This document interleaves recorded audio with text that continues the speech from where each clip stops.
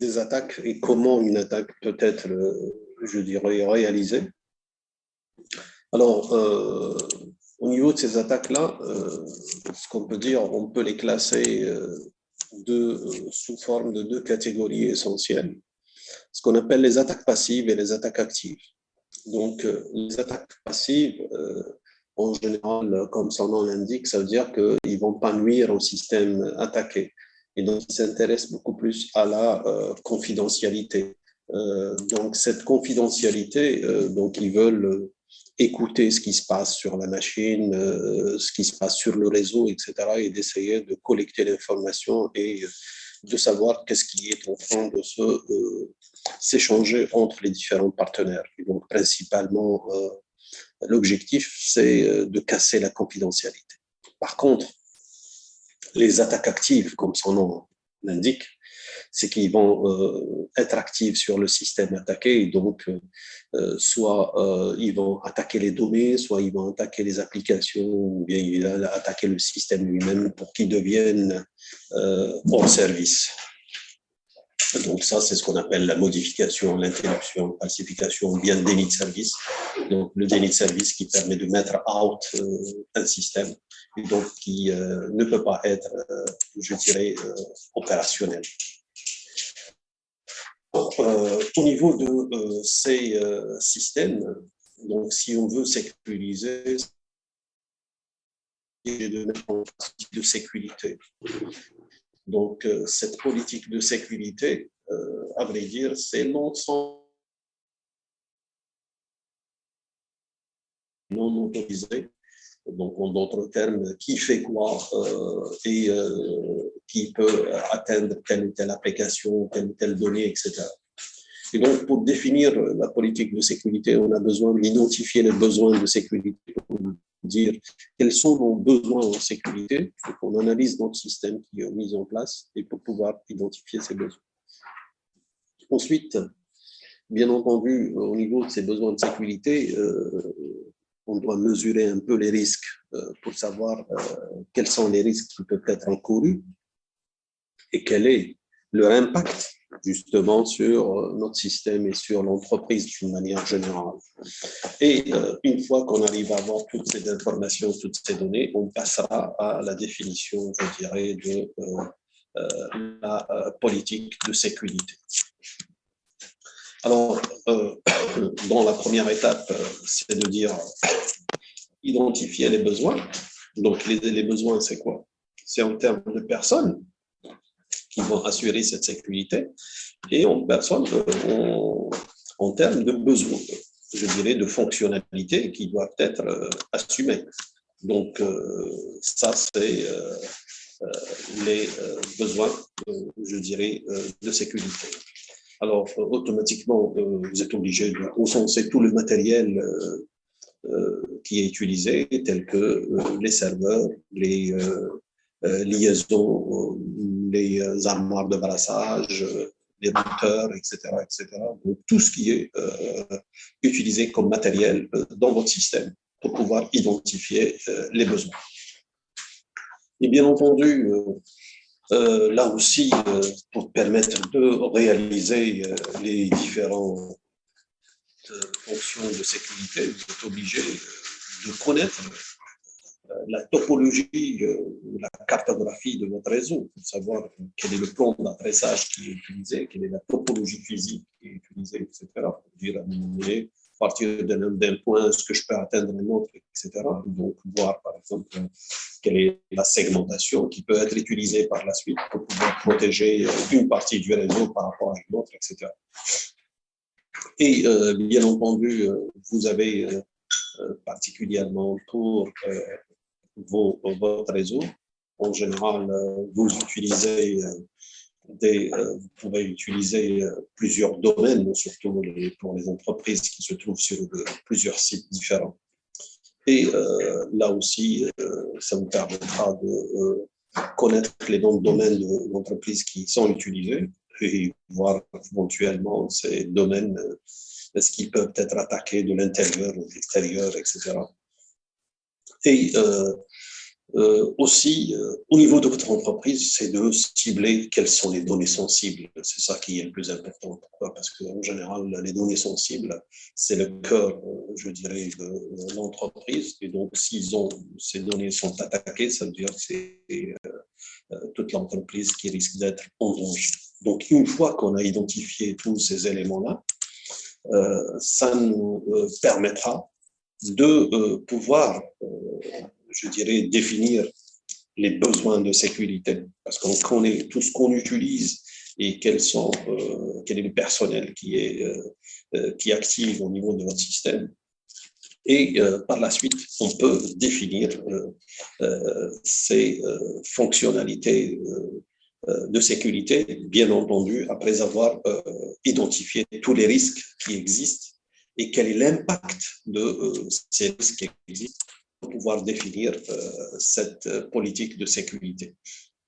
Alors, dans l'analyse des risques, vous allez répertorier tous les risques encourus, c'est-à-dire quels sont tous les risques auxquels vous pouvez être confronté. Et bien entendu, d'estimer la probabilité de ce risque, parce qu'il y a des risques qui ont une grande probabilité de survenir, comme il y a d'autres qui ont une très faible probabilité d'avoir.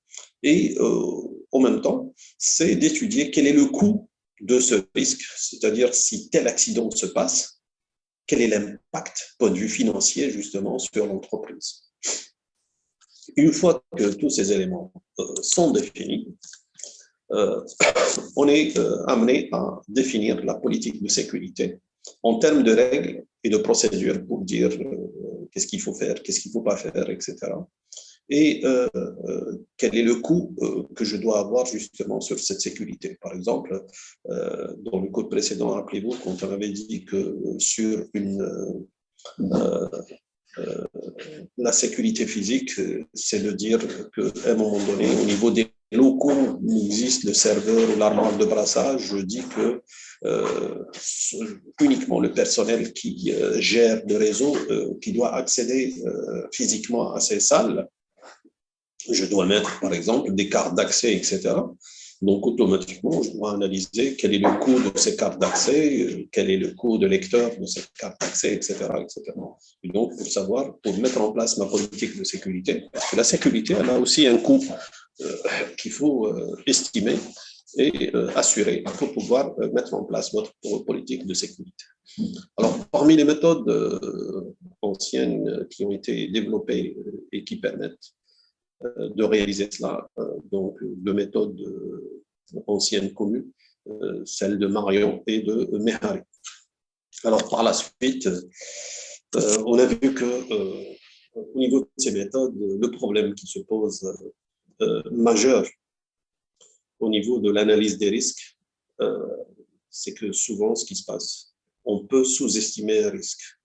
Et là, si on sous-estime un risque, le problème qui va se poser, c'est toute la politique de sécurité risque d'être, je dirais, non efficace. Pourquoi? Parce qu'on a sous-estimé un risque et par la suite, quand ce risque survient, on risque d'avoir des surprises, point de vue coût, point de vue dégâts qui vont être observés sur le système lui-même. Donc, ce qui a amené un peu les organisations au niveau particulièrement d'Internet et du web de réaliser de nouvelles normes. Parmi les normes qui existent, c'est la norme ISO 27K, c'est-à-dire 27 000, la série de 27 000. Donc, dans cette série, vous avez plusieurs standards qui ont été mis en œuvre pour permettre justement de réaliser la sécurité. Et bien entendu,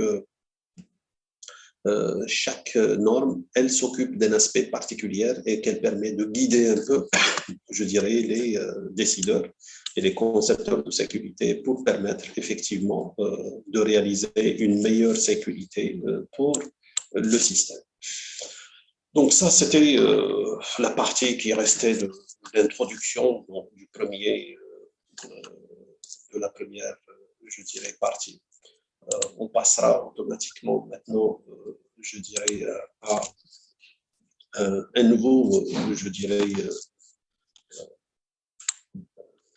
la suite de notre cours. Donc, la suite de notre cours, elle va être illustrée par ce qui suit.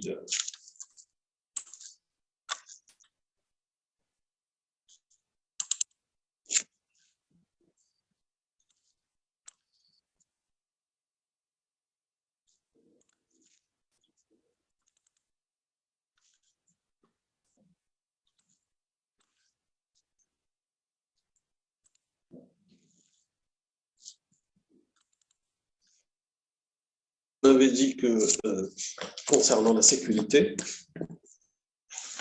l'élément qui va et la sécurité, c'est l'utilisateur. En général, l'utilisateur, celui qui va mettre en place cette sécurité. Et souvent, on dit aussi que l'utilisateur, c'est le maillon faible de la sécurité. Pourquoi? Parce qu'en général, c'est lui qui applique les mesures de sécurité. Donc, c'est lui qui peut avoir un comportement, je dirais, qui n'est pas conforme à la sécurité, il peut facilement casser tout le système de sécurité.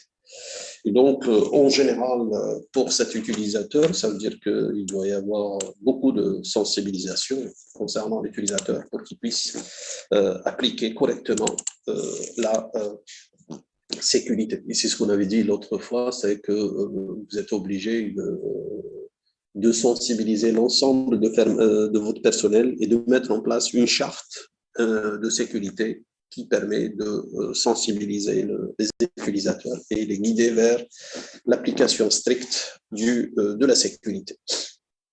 Alors, d'un point de vue système, ce qui a été fait, ça, on l'a déjà vu dans le système d'exploitation, c'est que chaque utilisateur est identifié par un numéro, un UID, donc, qui permet de le distinguer des autres.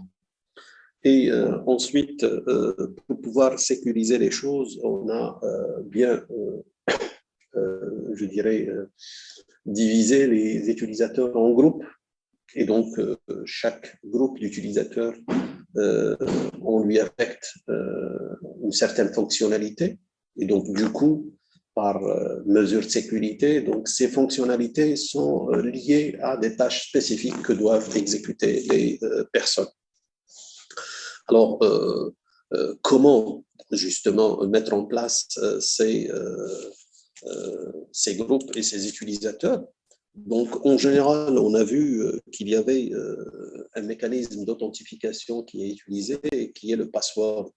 Donc, dans le fichier ETC Password, il y avait les passwords associés à chaque utilisateur. Et donc, du coup, on arrive à exiger, là, dans la politique de sécurité, pour dire que toute personne, si elle veut travailler, automatiquement, elle doit automatiquement utiliser son login et son mot de passe, son password, pour pouvoir ouvrir une session. Donc ça, c'est dans la politique de sécurité. Et bien entendu, cette politique peut ne pas suffire. Donc, dans les systèmes actuels, vous pouvez avoir ce qu'on appelle, pour certaines personnes, elles peuvent se connecter de n'importe quelle machine. Donc, ils vont avoir ce qu'on appelle un profil itinérant, c'est-à-dire que c'est un profil qui peut se balader dans le système, il peut travailler à partir de n'importe quel, je dirais, poste de travail. Si pour des raisons de sécurité, je veux cadrer les choses et dire, par exemple, dans la règle de sécurité, chaque employé doit travailler sur sa propre machine qui lui a été affectée. Là, je vais utiliser justement ces informations de connexion, de password, etc. Et je vais rajouter un élément supplémentaire donc, qui existe. Et donc, grâce aux connexions, donc, ce que tu peux faire au niveau des connexions, tu peux forcer un utilisateur à travailler sur une machine X. Alors, comment le faire?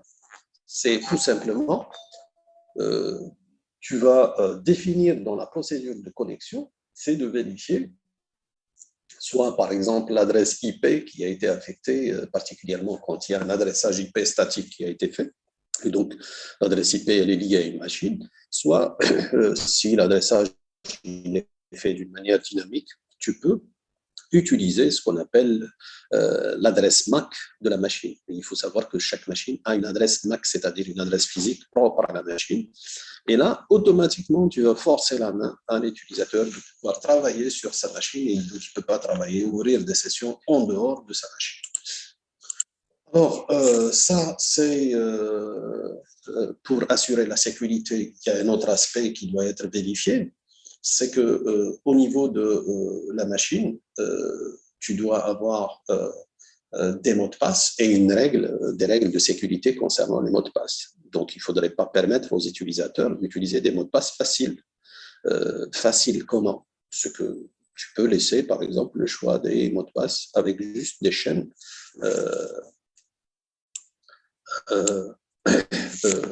des chaînes qui sont très simples, par exemple, c'est juste des chaînes alphabétiques.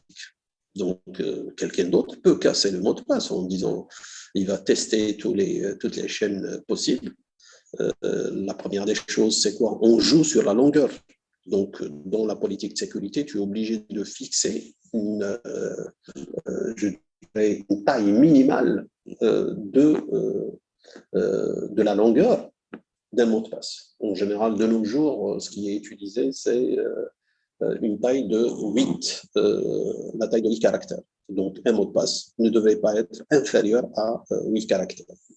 Alors, en plus, tu dois pousser l'utilisateur à choisir un mot de passe qui est un peu plus complexe. C'est qu'il il ne va pas utiliser uniquement des lettres. Tu lui forces la main à utiliser des lettres, des chiffres et des caractères spéciaux. Comme ça, la combinaison devient plus, je dirais, plus importante et des programmes qui cassent les mots de passe, tels que Crack, par exemple, sur Linux, tu vas éviter d'avoir, je dirais, des mots de passe qui risquent d'être cassés. Pourquoi? Parce que tu as choisi des mots de passe qui sont simples à deviner et simples à retrouver par ordinateur. Et là, c'est la politique de sécurité qui fait que le mot de passe doit être d'une certaine longueur et composé de différents types, je dirais, de caractères. C'est-à-dire, tu as le caractère alphabétique, tu as le caractère numérique et tu as le caractère spécial.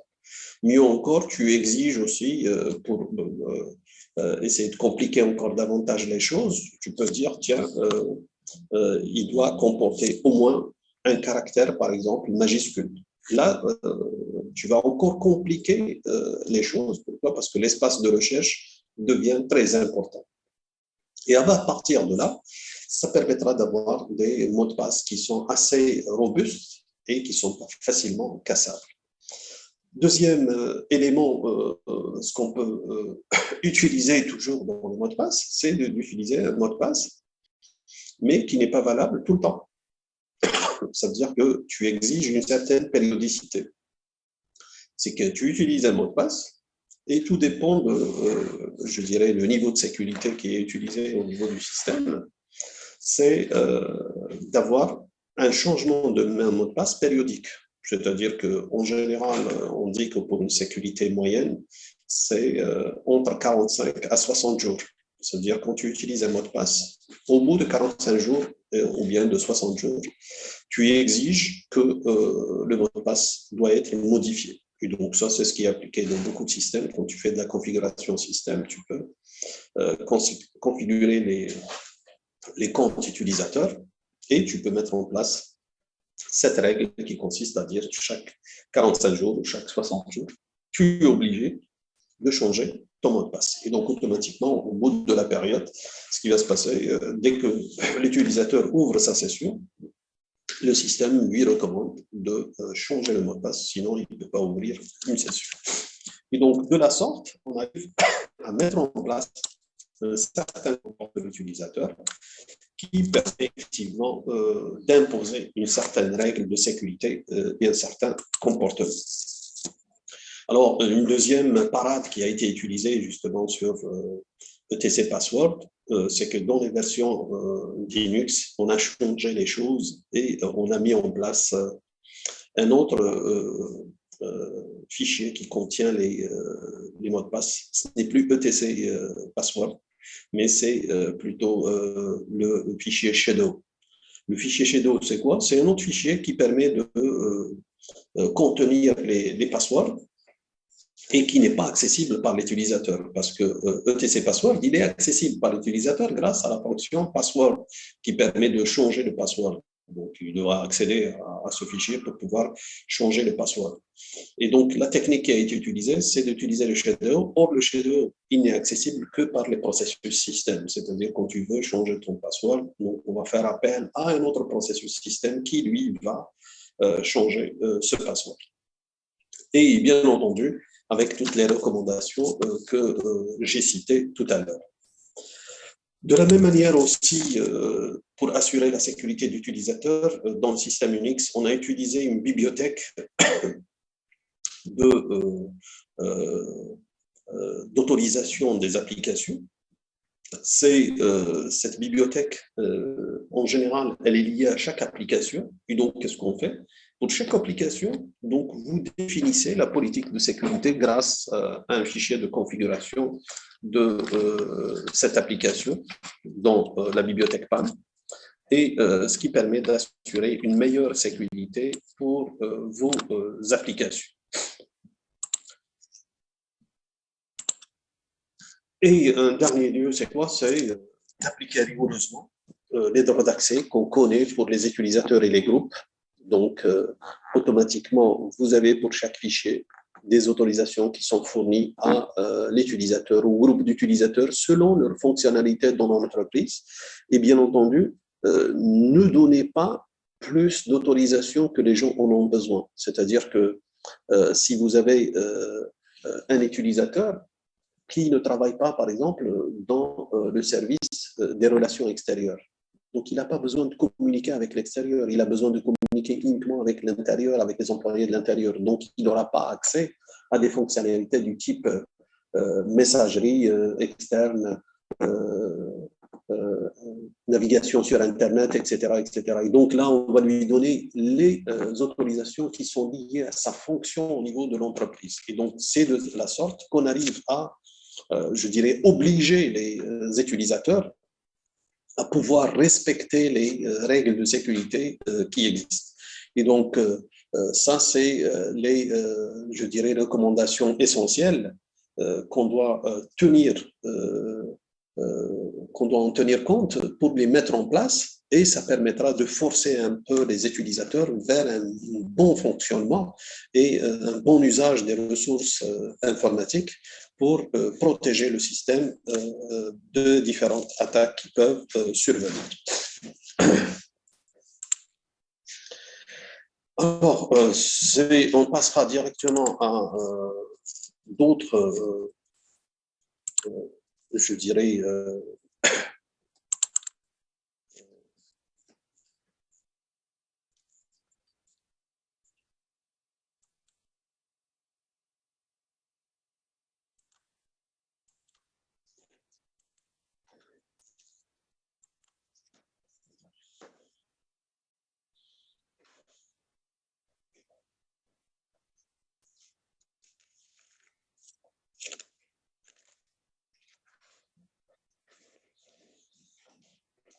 alors, on passera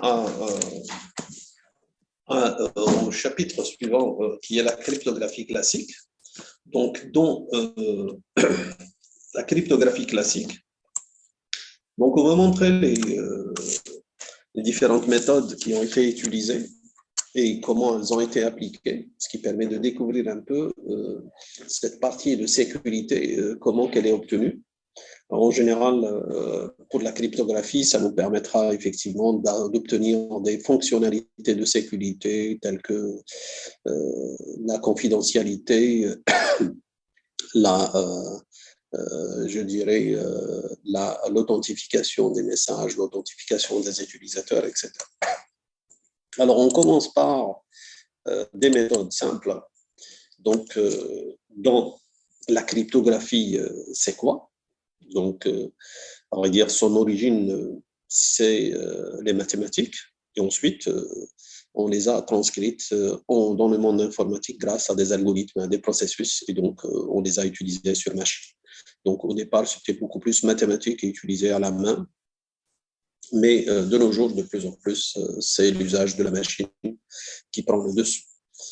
Alors que cryptographie, c'est un mot grec qui est ancien, qui est déduit de cryptos et graphie. Donc cryptos qui veut dire cacher, graphie c'est écrire, donc ou l'écriture. Et donc le but de la cryptographie c'est quoi? C'est de cacher un peu ce qui a été écrit. Donc là vous comprenez un peu, le besoin, c'est un besoin de confidentialité. Et donc quand j'ai un message en clair, noté N, je peux obtenir un message crypté ou chiffré que j'appelle C. Et donc, bien entendu, moyennant une fonction qui permet de passer de M vers C. Alors, en général, cette fonction, c'est ça, elle s'appelle la fonction de chiffrement, la fonction de codage ou la fonction de cryptage. Tout ça, c'est des synonymes qui veulent dire la même chose. Et donc, bien entendu, de nos jours, on peut chiffrer toutes les informations. Or, l'information, maintenant, elle est variable. Donc, vous avez, d'une manière générale, ce qu'on appelle une information multimédia. Elle comporte du texte, elle comporte de la voix, elle comporte du signal, elle comporte du texte. Donc, tous ces éléments-là sont combinés. Et donc, je peux de nos jours chiffrer n'importe quel type de données. Alors ça, c'est un peu le but de la cryptographie. Il y a une autre science qui permet de faire la cryptanalyse. La cryptanalyse, c'est essayer de faire un truc inverse, c'est-à-dire de casser tous les chiffres qui existent. Ça veut dire que tu peux casser un chiffre qui a été utilisé sans pour autant connaître le mécanisme de chiffrement, la clé de chiffrement.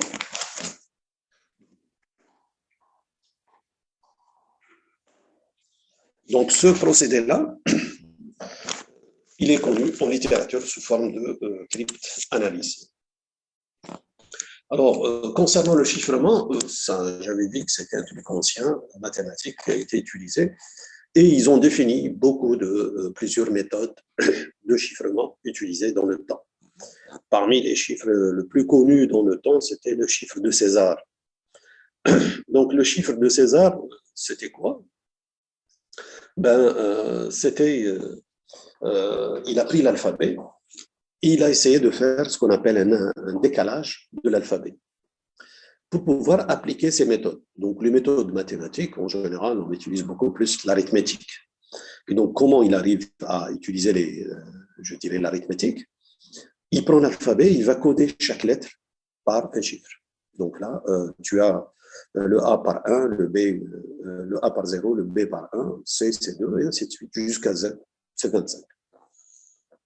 Et mathématiquement, on sait manipuler les chiffres et les nombres, et automatiquement, pour pouvoir garder toujours le même contexte, c'est-à-dire j'ai un ensemble de lettres, quand je chiffre, il faudrait avoir un même ensemble de lettres. Pourquoi? Pour pouvoir avoir une fonction bijective, pour pouvoir revenir et pouvoir déchiffrer. C'est-à-dire, quand je chiffre un message, je dois pouvoir le déchiffrer par la suite. Donc ça, c'est ce qui est utilisé justement dans mon système.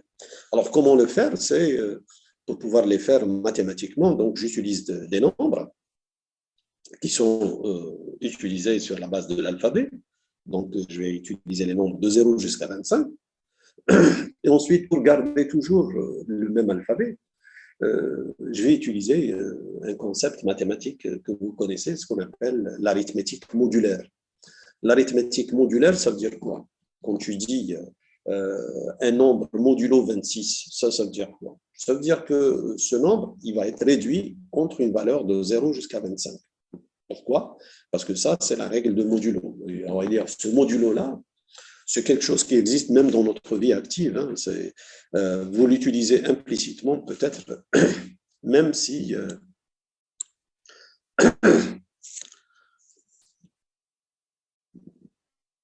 Osman, tu dis si G23, est-ce que c'est D ou DD, donc ou X? Non, c'est tout simplement, là, les nombres qui sont manipulés, à chaque fois, tu donnes un nombre.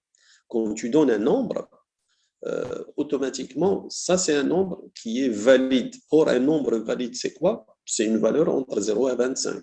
Et en général, quand je donne ces nombres-là, je vais automatiquement les séparer par des séparateurs pour dire voici tel et tel élément. Et tu vas voir que par la suite, les nombres, on les utilise juste dans le processus de chiffrement. Ensuite, ce qui est utilisé, c'est toujours l'alphabet. Donc, tu as un alphabet de départ et l'alphabet je dirais, d'arrivée. Et le message clair, il est sur la base de l'alphabet.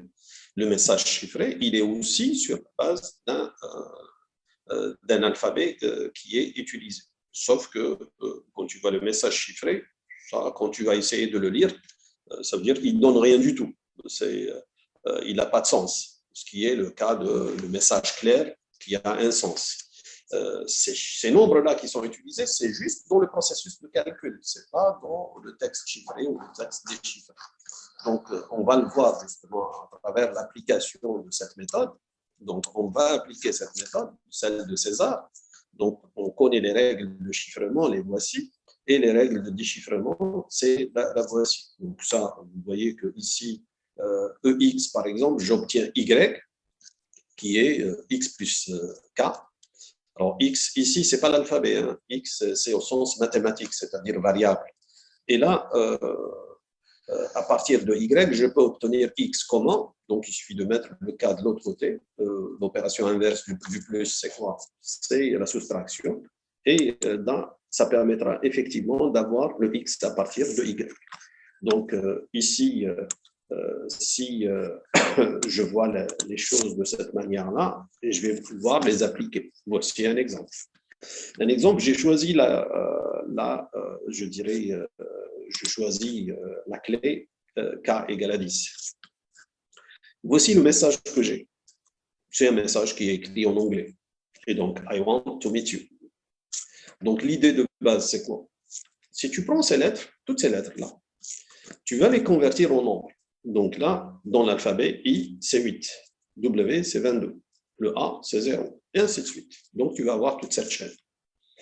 Une fois que tu as cette chaîne, donc tu vas appliquer les méthodes mathématiques et qui utilisent l'arithmétique pour pouvoir les convertir. Ça, le 8, ça va être quoi? Le 8 plus la clé, plus 10, ça donne 18. Ensuite, le 22, tu vas avoir le 22 plus 10. Ça donne quoi? Ça donne 32. Or, on utilise les formules. Si tu as vu, les formules, c'est par rapport à modulo 26. Ça veut dire que ce que tu as le temps 2 et modulo 26, c'est quoi? Donc, tu vas obtenir 6. Donc, ça te donne ce 6-là. 0 plus 10, ça donne 10, et ainsi de suite. Donc, tu vas appliquer pour toutes les. Là, tu vas avoir cette chaîne de nombres. Cette chaîne de nombres, ben, tu reviens à ton alphabet. Donc, tu as l'alphabet qui est 0 correspond à A, 1 correspond à B, et ainsi de suite. Et donc là, tu vas remplacer le 18 par la valeur CS. Le 6, tu vas le remplacer par la valeur CG, et ainsi de suite. Donc là, tu vois que le message chiffré, il n'a aucun sens. Par contre, le message en clair, le voilà, il a un sens. C'est I want to meet you.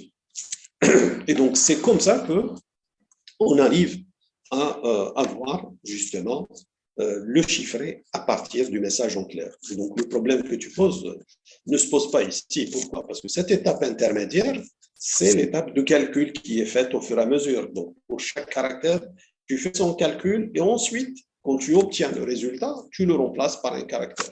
Et là, tu vas obtenir cette suite de caractères.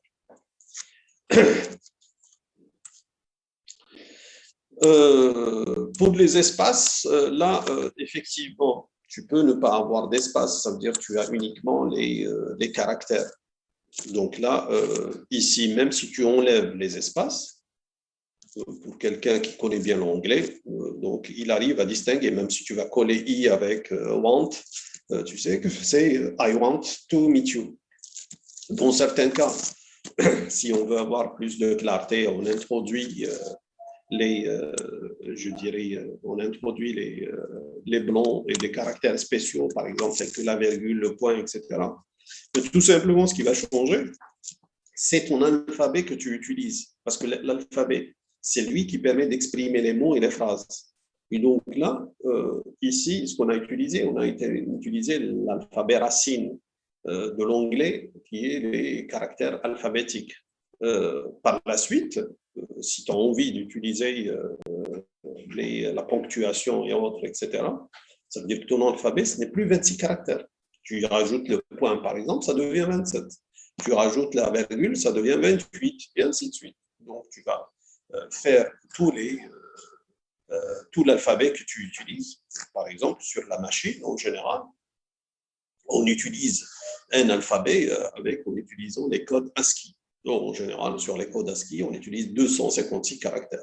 Et donc là, ces caractères qui sont codés de 0 jusqu'à 255. Et donc ça permettra d'avoir ça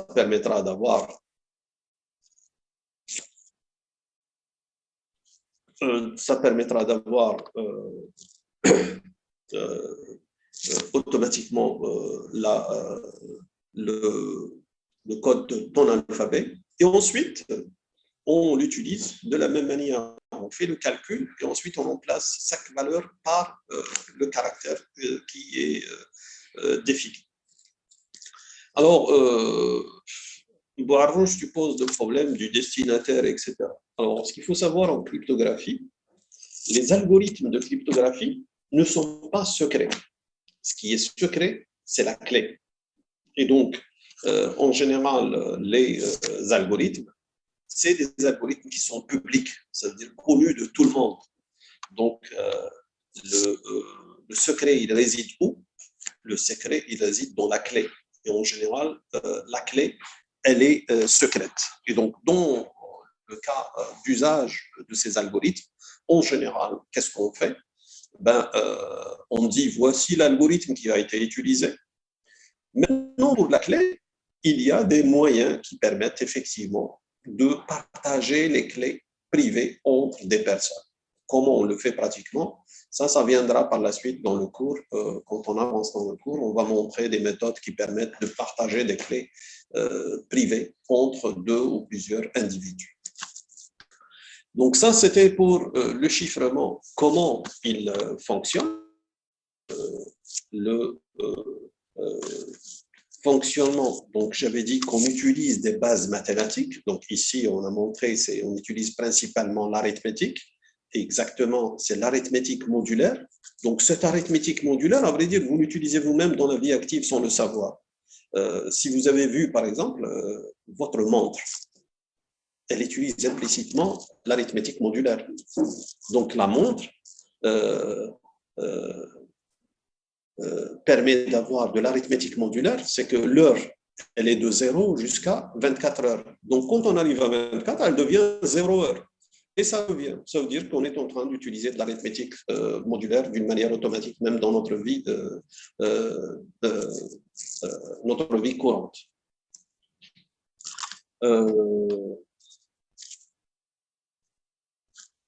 Donc, la séance va s'arrêter. Donc, je vais arrêter la séance et je reprends tout de suite et ensuite je répondrai à vos questions.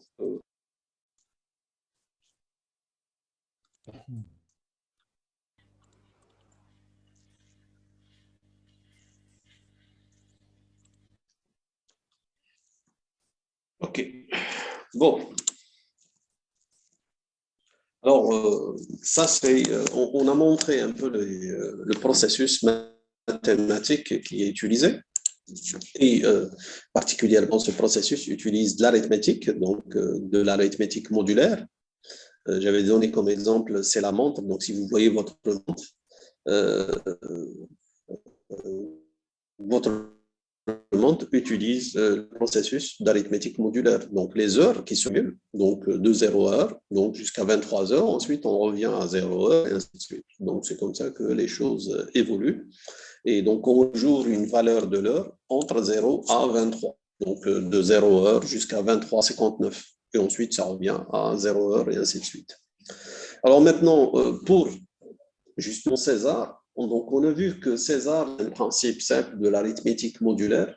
Donc, dans cette arithmétique modulaire, il utilise le principe d'addition. Et donc, automatiquement, dans le mécanisme inverse, tu as la soustraction, qui est l'inverse de l'addition dans l'arithmétique modulaire. Alors, naturellement, ici, quand vous analysez ce chiffrement, automatiquement, ce chiffrement, il est, je dirais, pas très fort. Même si on dit historiquement que le chiffrement de César dans le temps n'a pas été cassé. Pourquoi? Parce que les choses se faisaient à la main. Donc, quand tu as un texte qui est assez élevé, ça veut dire que ici, pour casser le chiffre, il faut savoir que mathématiquement, quand tu vois les choses, pour ce chiffre, et tu l'analyses convenablement, donc, quelles sont les valeurs que peut prendre la clé K?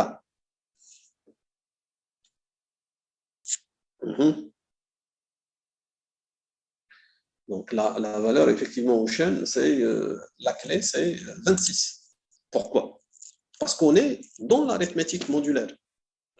Or, les valeurs valides de l'arithmétique, c'est quoi? C'est de 0 jusqu'à, donc dans le module 26, c'est de 0 jusqu'à 25. Et donc, les valeurs possibles de K, c'est 26 possibilités. Alors, ça, c'est ce qui a été fait justement avec l'algorithme ou la méthode de César. Et par la suite, on s'est rendu compte aussi qu'avec César, c'est que là, il suffit de trouver une lettre. C'est-à-dire que à partir d'un texte chiffré, tu trouves la lettre en clair cohérente, tu peux trouver tout le reste. Pourquoi? Parce que toutes les lettres sont reliées entre elles.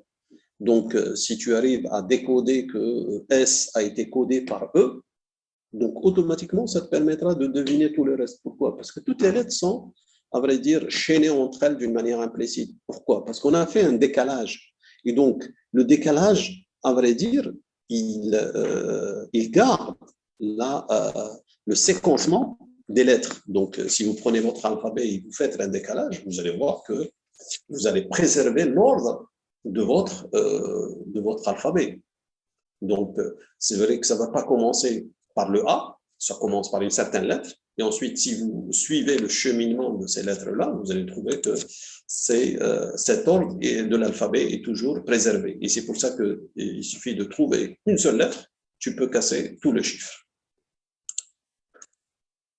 Alors, pour essayer d'éviter cette situation, donc, ce qui a été fait, c'est d'utiliser des méthodes mathématiques un peu plus complexes. Donc, parmi lesquelles, c'est quoi? C'est les permutations. Donc là, ça veut dire que mathématiquement, je permute une lettre avec une autre et ainsi de suite. Donc, chaque lettre va utiliser une position et donc automatiquement, je vais permettre à toutes les lettres de pouvoir choisir des positions. Et je vais avoir, par exemple, un exemple qui est sous cette forme-là. Voici la permutation que j'ai définie. Donc, je mets mon alphabet ici. Donc, la lettre A, c'est juste pour faire la distinction entre le chiffré et le clair. Donc, le clair, je l'ai mis en minuscule, le chiffré en majuscule. Donc, la lettre A va être remplacée par C, B par G. Et vous allez voir ici que chaque lettre, elle prend une certaine position. Donc, on ne peut pas avoir deux lettres qui vont avoir la même position, c'est-à-dire ce qui veut dire deux lettres claires qui vont être chiffrées par la même lettre codée. Ça, c'est pas possible. Pourquoi? Parce que là, tu peux chiffrer, mais pour déchiffrer, tu vas avoir un problème. Quand tu as une lettre, cette lettre qui est chiffrée par deux antécédents, quand tu vas faire le retour, tu redeviens par la première ou la deuxième. Donc là, mathématiquement, on n'accepte pas ça, et donc automatiquement, il faut avoir une fonction bijective, donc ce qui permet d'assurer le retour automatique. Et du coup, à partir de là, je peux facilement coder mon message en clair vers le message de tout à l'heure. Regardez, I want to meet you. Donc, le I, c'est quoi? Le voilà. Le I a été codé par M, donc je le remplace par M. Le W, ici, il a été codé par U. Et donc, je le mets ici, et ainsi de suite. J'obtiens ce message. Et là, avec la permutation, je ne vais pas avoir le problème de tout à l'heure, celui de César. Parce que celui de César, imagine que là, tu as pu découvrir que le M, c'est I. Pour le reste, tu ne peux rien dire. Pourquoi? Parce qu'on n'a pas préservé l'ordre de l'alphabet. Et donc, chaque lettre est codée par une autre lettre qui n'a rien à voir avec la première. Et donc, du coup, ça va augmenter un peu je dirais, les difficultés pour pouvoir casser ce chiffre. Et effectivement, ce chiffre-là, tout à l'heure dans César, ce qu'on avait, on avait uniquement 26 possibilités. Maintenant, on a 26 factoriels de permutation. Donc ça vient d'où? Ça vient du fait que tu as 26 lettres. Donc la première, tu vas lui choisir une position. Tu as combien de choix? Tu as 26. Et donc du coup, tu peux choisir une des 26 positions. La deuxième lettre, tu vas avoir combien de positions possibles? Tu ne vas plus avoir 26. Pourquoi? Parce qu'il y a une position qui a été déjà prise. Donc, ce qui te reste, c'est 25. Donc, tu vas lui choisir une des 25 positions qui restent. Ensuite, la troisième, tu vas lui choisir combien? Tu vas lui choisir 24 positions possibles. Pourquoi? Parce qu'il y a 2 positions qui ont été déjà prises et ainsi de suite. Donc, si tu fais ce calcul à la fin, tu obtiens effectivement 26 fois 24, fois 25 fois 24, etc., jusqu'à fois 1. La dernière lettre, ce qui lui reste, c'est une seule position. Et donc, ça, c'est ce qui exprime le 26 factoriel. Et donc, ici, si tu veux casser ce chiffre, c'est-à-dire tu dois tester 26 factoriels possibilités. Alors, c'est vrai qu'à la machine, c'est faisable, pas de problème, mais à la main, il est très difficile, justement, de réaliser cela. Mais avec ce procédé, c'est qu'on a pu casser ces chiffres. Quelqu'un pourrait dire comment? Tout simplement parce qu'il y a des gens qui ont fait des études. Particulièrement, il y a eu la première étude qui a été faite justement sur ces chiffres, c'est par un chercheur connu musulman qui est El-Kindi. Donc, El-Kindi, il a essayé d'étudier, je dirais, la morphologie de la langue et les caractéristiques de la langue. Et donc, au niveau de la caractéristique de la langue, tu as une certaine propriété qui existe. Donc, dans chaque langue, tu as ce qu'on appelle la fréquence des caractères qui apparaissent. Chaque langue, tu as un caractère qui est un peu prédominant, qui apparaît beaucoup. Si je vous dis la langue arabe, quel est le caractère qui est le plus utilisé dans la langue arabe?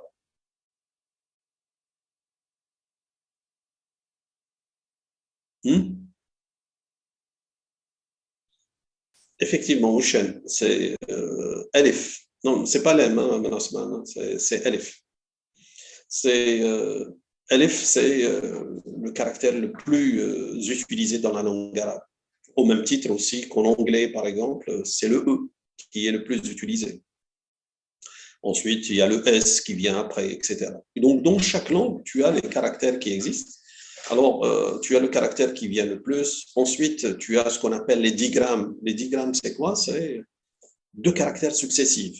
Donc, si je suis le raisonnement en langue arabe, tu as le elif qui est le plus utilisé. Le deuxième caractère qui vient juste après l'elif, le plus utilisé, c'est l'em. Pourquoi? Parce qu'on a ce qu'on appelle adat ta'rif, elif lem. Et donc, automatiquement, tu as elif suivi de l'em. Et de la même manière, on a étudié aussi les trigrammes, c'est-à-dire les 3 caractères consécutifs. Donc, quand tu as 1, 2 caractères, quel est le troisième plausible qui peut exister? Et donc, ça a été étudié. Et là, ça donne les caractéristiques de la langue. Et donc, grâce aux caractéristiques de la langue, je peux casser un chiffre avec une permutation monoalphabétique. Pourquoi? Parce que je vais chercher à l'intérieur. Et le caractère que je trouve le plus fréquent, donc je suppose que c'est tel caractère selon les caractéristiques de la langue. Ensuite, Quand je trouve ce caractère, je vais voir le caractère qui le suit. Donc, je vais voir grâce au digramme pour dire quel est le caractère probable. Et c'est comme ça qu'on arrive à casser ces chiffres. Alors, pour éviter justement et compliquer encore davantage les choses, donc je vais utiliser une permutation pas pour je dirais, l'alphabet en entier, mais je vais utiliser ça en utilisant un processus de bloc. Donc, j'ai mon caractère, mon texte clair, je vais le décomposer en blocs, et donc chaque bloc sera codé selon la permutation. Et là, ce que vous allez obtenir par la suite, effectivement, vous allez voir qu'un caractère clair ne sera pas codé par le même caractère chiffré. Tout dépend de sa position dans le bloc. Et donc, ici, je prends par exemple cette permutation. Donc là, ça veut dire que je vais avoir des blocs de 6 caractères. Et je vais faire ça. C'est-à-dire le premier caractère, je le rends à la 4e position. Le deuxième, je le rends à la 3e position. Le troisième à la première, et ainsi de suite. Donc là, vous voyez ici, le premier caractère, le voilà. Pour le coder, qu'est-ce que je mets? Il suffit de le mettre à la 4e position. Le H, qui devient ici H à la 4e position. Le deuxième, il devient à la 3e position. Le E, qui est là. Et ainsi de suite. Et c'est comme ça que j'arrive. Donc, vous voyez ici que le premier E, il est codé par L. Le second, il est codé, qui est là, par U.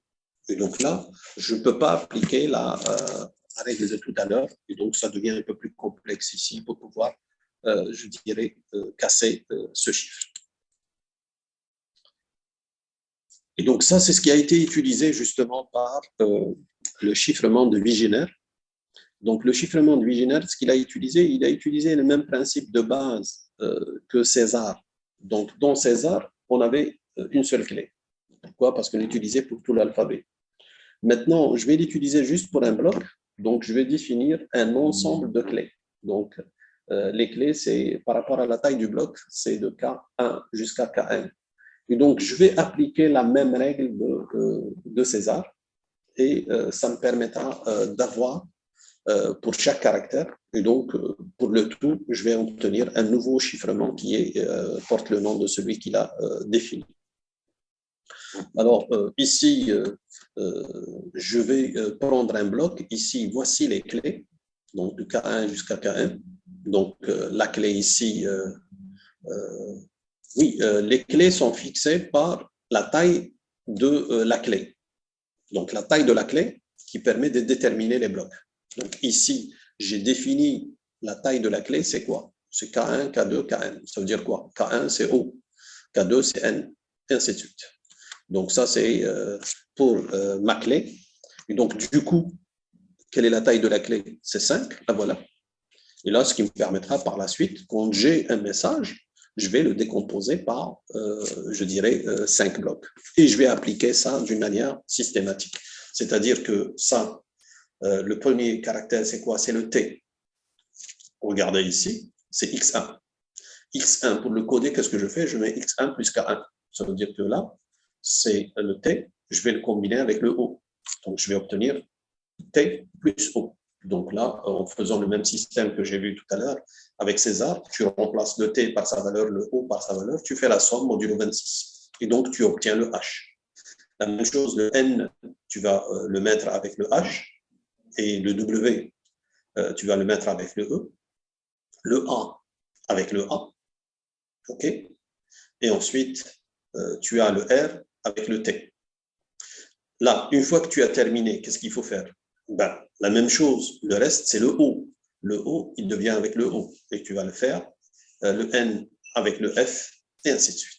Et donc, de la sorte, tu arrives à appliquer automatiquement cette règle jusqu'à épuiser tout ton message. Et donc, ça, si vous voulez le faire d'une manière un peu plus simple à retenir, etc., donc l'idée, c'est quoi? Pour passer de M à C, l'idée, c'est quoi? Tu prends cette clé qui est K, donc on, war. Donc, qu'est-ce que tu mets? Tu mets entre les deux, par exemple, entre M et C, tu mets on war. Donc, ça va occuper un certain bloc. Ensuite, tu veux mettre on war jusqu'à la fin. Donc, tu vas aligner en noir autant de fois que nécessaire jusqu'à épuiser tout ton message. Et ensuite, qu'est-ce que tu fais? Tu fais l'addition caractère par caractère. Donc, chaque caractère qui est en dessous de l'autre caractère, tu vas faire l'addition pour obtenir le résultat. Et c'est comme ça que tu arrives à résoudre ton problème. Non, la clé, il y a une seule clé, il n'y a pas plusieurs clés. Hein. Baraka Mohamed, il n'y a pas plusieurs clés. Les blocs sont fixes. Il y a une seule clé et qui est répétée plusieurs fois. Donc, elle est répétée autant que nécessaire pour la longueur du message. Donc, ici, tu mets en noir en dessous. Tu vois que ça ne suffit pas. Tu répètes encore en noir, jusqu'à épuiser tout le message en clair. Et tu fais la somme telle qu'elle est définie ici. Donc, à chaque position. Donc, ici, il y a 5, ça veut dire que tu vas avoir 5 positions ici. Ensuite, quand ça termine, c'est quoi? Là, tu vas venir ici. Et là, c'est 3 plus 2, ça fait 5. Quand tu arrives à T, vous pouvez remettre en noir. Et donc là, ça permettra effectivement de, je dirais, si je veux faire les choses ici de la sorte, qu'est-ce que tu mets? Tu mets ça. Tu mets en noir et tu répètes ça autant de fois que nécessaire. Donc là, je vais essayer de mettre les positions juste derrière. Donc là, il y a 3, ensuite 4, 5. Là, par exemple, voici les 5. Les 5, je mettrai le en noir ici, celui-là, avec ces 5. Ensuite, les 5 qui vont avoir ici, c'est jusque-là. Donc, c'est en noir. Donc, ça va être jusque-là. Ensuite, la même manière, en noir. Donc, qui vont être l'un à la suite de l'autre, ici. Faire juste les... donc, 1 plus 4. Donc, ça va être ça. Et ensuite, tu vas mettre en noir ici. Donc, ça te donne 3, 4, 5 jusque-là. Et ensuite, je mets ici mon dernier truc. Donc, ici, ce que vous faites, vous additionnez ça 1 à 1, automatiquement, vous obtenez ça. Ensuite, 1 à 1, etc. Jusqu'au dernier ici, vous remarquez, par exemple, ici, il reste uniquement 4, alors que ça, c'est 5. Ce n'est pas un problème. Toi, tu vas prendre ton message, c'est les 4 premiers. C'est avec les 4 premiers que tu vas faire l'addition. Et là, ça permettra automatiquement de réaliser le chiffrement de la sorte. Et donc, on arrive effectivement à réaliser cette opération et donc faire le chiffrement de tous ces éléments. Et donc, ça, c'est ce qu'on appelle le chiffrement de Vigenère. Alors, ce qui a été utilisé aussi autrement pour toujours cet esprit de bloc, donc on a utilisé aussi la possibilité d'avoir le chiffrement de Hill. Le chiffrement de Hill, qu'est-ce qu'il utilise? Il utilise des matrices. Donc là, pour faire le calcul, ce n'est pas le calcul tel qu'on a vu jusqu'à présent, c'est des additions modulaires. Donc, ça va être des multiplications modulaires parce qu'avec les matrices, en général, on fait un produit matriciel ou bien un produit scalaire. Donc, ça, c'est ce qui est utilisé dans cet esprit. Alors, pour vous montrer ça, comment ça fait, je définis ma matrice. C'est elle qui va automatiquement me permettre de chiffrer.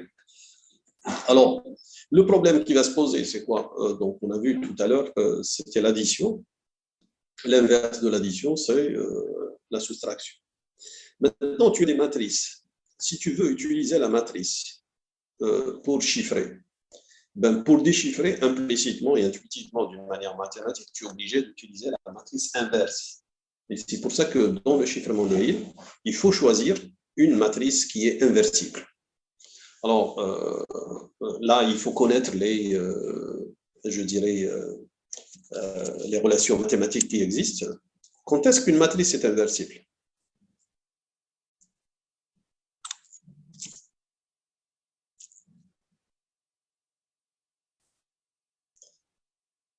Elle est carrée, ce n'est pas suffisant.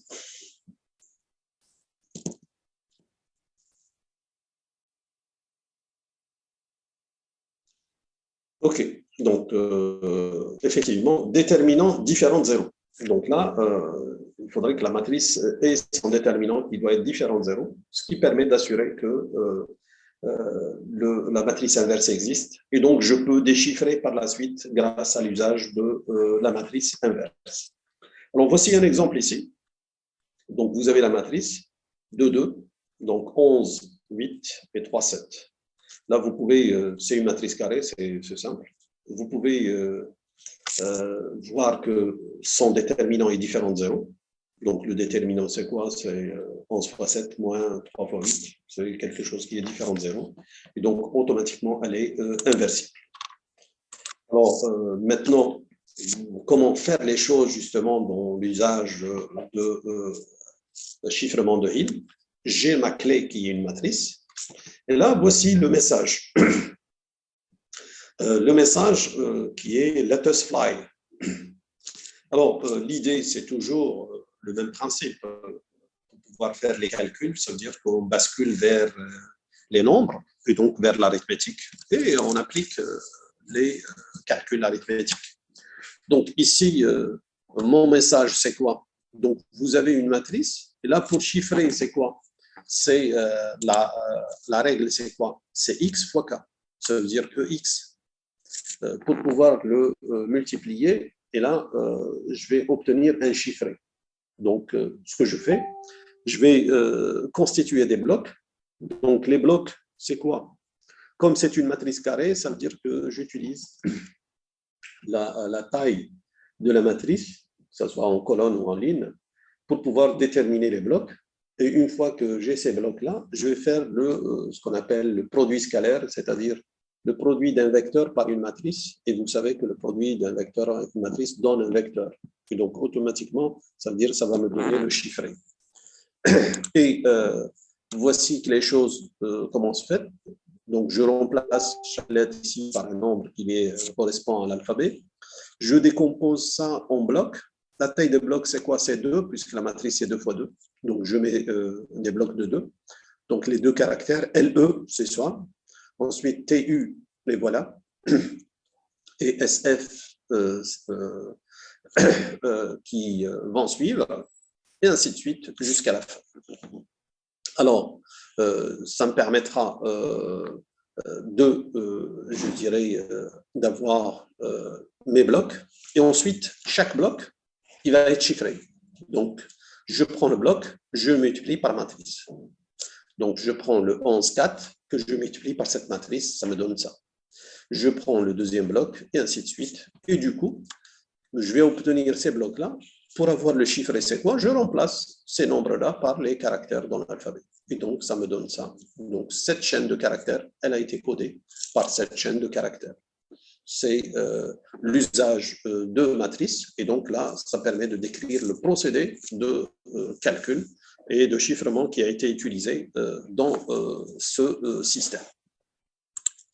Alors, maintenant, pour le processus de déchiffrement, là, ça me pose un problème. Pourquoi? Parce que là, je dois trouver la matrice inverse. Alors, comment trouver la matrice inverse? C'est mathématiquement, on le sait. C'est pour une matrice carrée de 2, les choses ont été étudiées et c'est très simple. Donc, mathématiquement, c'est 1 sur le déterminant fois la matrice où on inverse un peu ces éléments-là. Donc là, on inverse la diagonale positive, c'est A, il prend la place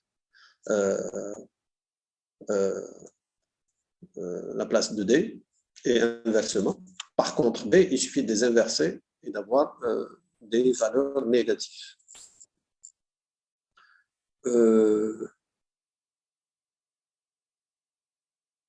J'ai dit pour la taille des blocs, c'est très simple. J'ai dit que ça, pour faire le chiffrement, Donc, la taille des blocs, elle est déterminée par la taille de la matrice. La matrice ici, c'est 2.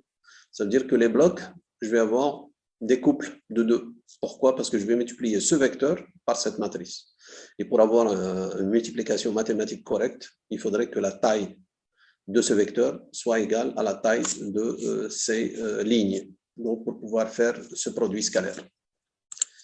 Donc, ici, pour trouver la matrice inverse, on utilise la formule mathématique usuelle connue. La matrice inverse est égale à quoi? Est égale à 1 sur le déterminant fois la matrice qui est convertie sous cette formule-là. Donc, pour une matrice de 2, voici la formule. Donc, vous prenez le A, il prend la place de D, et le D à la place de A. Par contre, B et C, il suffit de le mettre sous forme négative, donc moins B et moins C. Le problème maintenant qui me reste, je suis dans l'arithmétique. Rappelez-vous, je suis toujours dans l'arithmétique modulaire. Or, dans l'arithmétique modulaire, 1 sur le déterminant n'a pas toujours de sens. Pourquoi? Parce que dans l'arithmétique modulaire, ça suppose que je manipule quoi comme entité?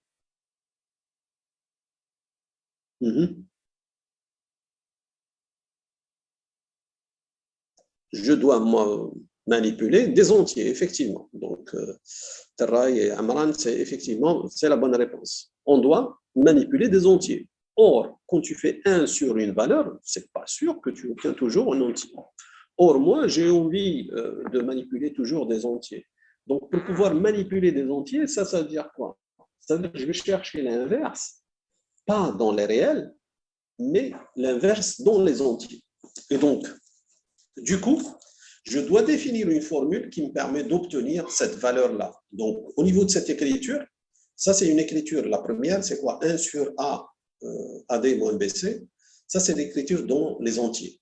Or, dans les réels. Or, dans les entiers, je ne peux pas écrire cette formule-là. Donc, la formule qui est écrite, elle est écrite sous cette forme-là.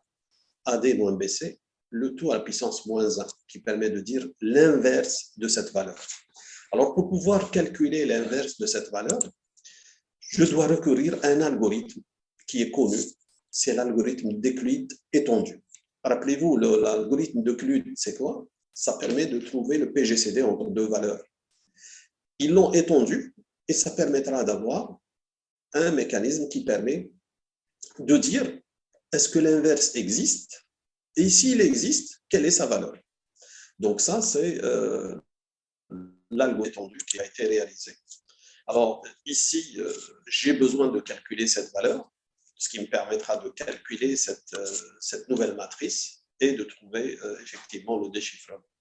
Pour pouvoir le faire, j'ai recours à cet algorithme qu'on appelle l'algorithme d'Euclide étendu. Donc, dans cet algorithme, c'est que vous avez un modulo que j'appelle M. Vous avez une valeur B qui est positive que je cherche son inverse modulo M.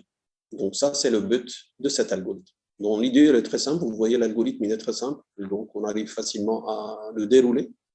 Donc, ce que je fais, c'est je définis ce triplet A1, A2, A3 comment? C'est 1, 0 et la valeur M, donc le modulo que j'utilise. Ensuite, je définis le triple B3 comment? C'est 0, 1 et B pour lequel je cherche l'inverse. Alors ensuite, je vais faire ce test. Est-ce que B3 égale à 0? Donc si B3 égale à 0, ce qui veut dire que A3, c'est le PGCD de M et de B. Si par contre, B3 est égal à 1, alors le PGCD de M et de B, c'est B3. Alors ensuite, si je n'ai pas ces tests qui sont vérifiés, parce que regardez ici, c'est return, ça veut dire que j'arrête l'algorithme. Si par contre ces deux conditions ne sont pas vérifiées, qu'est-ce que je fais? Ben, je vais calculer cette valeur Q, qui est égale à A3 sur B3. Donc là, vous comprenez très bien pourquoi je fais ça. Regardez, c'est M et B. Ça veut dire que je vais réduire un peu les valeurs. Et je vais faire ici, là, c'est la division, mais c'est la division entière, ce n'est pas la division réelle. On est toujours dans les entiers. Donc, je fais la division entière de A3 par B3. Ensuite, je définis les nouveaux termes T1, T2, T3. Comment? T1 est égal à A1 moins Q fois B1. Donc là, c'est par rapport à ces quantités-là, je vais les réduire un peu. Donc j'ai A1 moins Q fois B1, ensuite A2 moins Q fois B2, et ainsi de suite. Ensuite, qu'est-ce que je fais? Je fais cette affectation. Ce qu'il y avait dans les B, je le mets dans les B. Et ce que j'ai calculé dans les T, je vais le mettre dans les B. Donc dans l'ordre, B1 c'était 1, B2 c'était 2, et ainsi de suite. Et regardez ce que je fais, go to 3. Je reviens ici. Je vais faire encore le test, et ainsi de suite. Jusqu'à sortir par l'un des deux tests. Alors, ces deux tests, je vais pouvoir sortir. Pourquoi? Parce que là, à chaque fois, vous remarquez que B, qu'est-ce qu'il va recevoir? Il va avoir les T. Or, les T, c'est un processus de calcul. À chaque fois, je diminue les valeurs. Donc, à un moment donné, j'arrive soit à 0, soit à 1. Et donc, ça, c'est ce qui me permet justement de réaliser, je dirais, mon algorithme. Et automatiquement, dans l'algorithme, il a ses propriétés. C'est ce que j'ai dit tout à l'heure. Vous avez la division entière qui est utilisée. Alors, dans le premier cas, si B3 égale à 0, ben, ça veut dire que voici le PGCD entre les deux, et B n'a pas d'inverse. Par contre, si B3 est égal à 1, B3, c'est l'inverse, c'est le PGCD. Et l'inverse de B, on le retrouve dans B2, c'est-à-dire dans le processus de calcul. Il suffit de chercher la valeur de B2, c'est elle qui est l'inverse de B modulo N.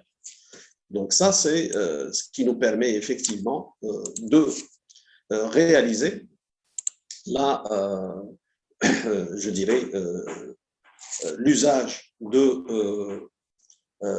du calcul de l'inverse d'une manière automatique en appliquant cet algorithme. Ça veut dire que cet algorithme, vous devez le retenir et l'appliquer à chaque fois que vous êtes dans une situation de calculer l'inverse des nombres par rapport à un module.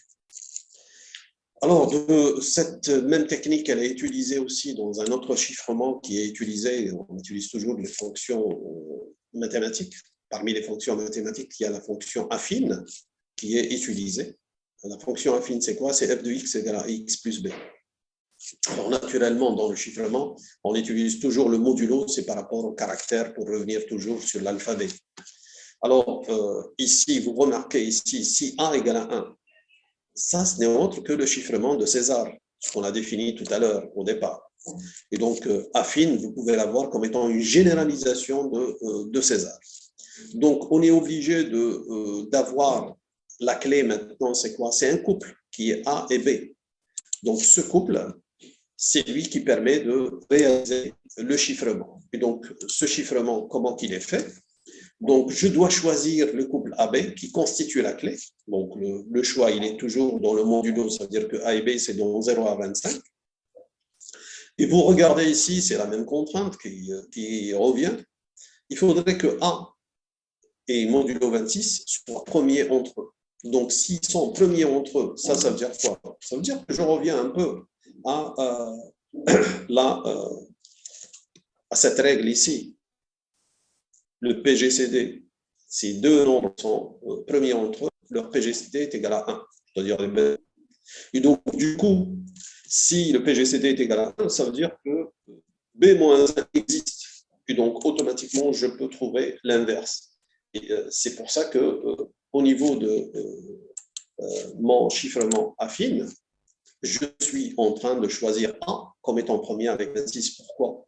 Pour pouvoir trouver cette valeur A-1 qu'elle existe. Et donc, je peux appliquer par la suite le processus de déchiffrement. Donc, j'arrive à déchiffrer mon chiffre. Donc, mon chiffre, c'est quoi? Y égale à AX plus B modulo 26. Le déchiffrement, c'est quoi? C'est de trouver X par rapport à Y. Donc, vous voyez ici que pour l'addition, c'est la soustraction. C'est pour ça que B revient de notre côté, Y moins B. Par contre, ici, pour la multiplication, l'inverse, c'est le processus d'inverse qui est calculé par Euclide étendu. Donc, ça vous permettra effectivement de trouver la solution. Alors, ensuite, voici un exemple. J'ai cette clé qui est 3 et 11. Donc, mon chiffrement, c'est quoi? C'est 3x plus 11, modulo 10. Et maintenant, pour le déchiffrement, je suis obligé de calculer l'inverse de 3, modulo 26.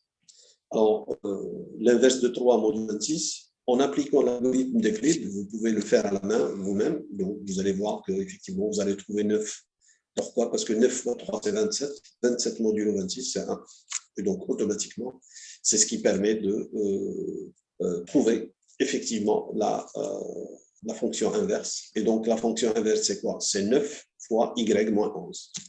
Donc, ici, si j'ai cette suite de lettres NSA, donc vous appliquez, vous remplacez les caractères par les nombres équivalents, vous leur appliquez cette formule, 3x plus 11, donc automatiquement, vous allez trouver la 3 fois 13 plus 11 modulo 26, vous allez trouver 24.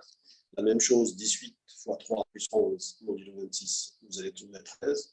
Et ensuite, le 0, 3 fois 0 plus 11, c'est 11. Et donc, automatiquement, celle-là, vous savez, cette chaîne-là. Vous pouvez faire le truc inverse, prendre ça et la déchiffrer grâce à la fonction de déchiffrement.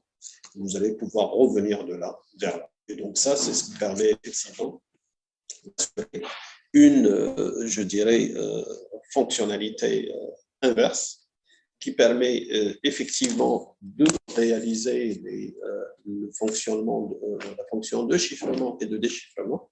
Et donc, automatiquement, on arrive à assurer le processus de chiffrement ainsi que le processus de déchiffrement. Vous avez vu, dans la foulée, on est obligé d'utiliser l'algorithme d'Euclide étendu. Ça veut dire qu'on sera obligé à chaque fois d'appliquer l'algorithme d'Euclide pour vérifier effectivement, trouver le calcul d'une manière automatique, la valeur inverse qui existe, bien entendu, pour pouvoir réaliser un chiffrement. Parce que si on choisit mal la clé, et donc là, on a vu que le choix de la clé ici, il faudrait que A soit inversible modulo 26 pour pouvoir l'utiliser. Donc, si elle n'est pas inversible, automatiquement, je ne peux pas avoir la fonction de déchiffrement et donc je ne peux pas déchiffrer par la suite les messages que j'ai utilisés. Donc, sur ça, je termine cette partie du cours. Donc, je vais essayer de vous envoyer une série d'exercices, ce qui nous permettra de s'exercer pour mieux tenir un peu tout ce qu'on a dit justement sur les différents, je dirais, algorithmes qu'on a définis aujourd'hui à travers le chiffrement par permutation, par César, par le chiffrement de Hill, par le bigénaire, etc. Et donc, on essaye d'appliquer tous ces éléments-là. Et ça nous permettra d'avoir une idée sur le chiffrement classique tel qu'il a été utilisé automatiquement de cette méthode. Alors, pour le cours, vous avez toujours dans la chaîne YouTube les vidéos qui sont déjà enregistrées.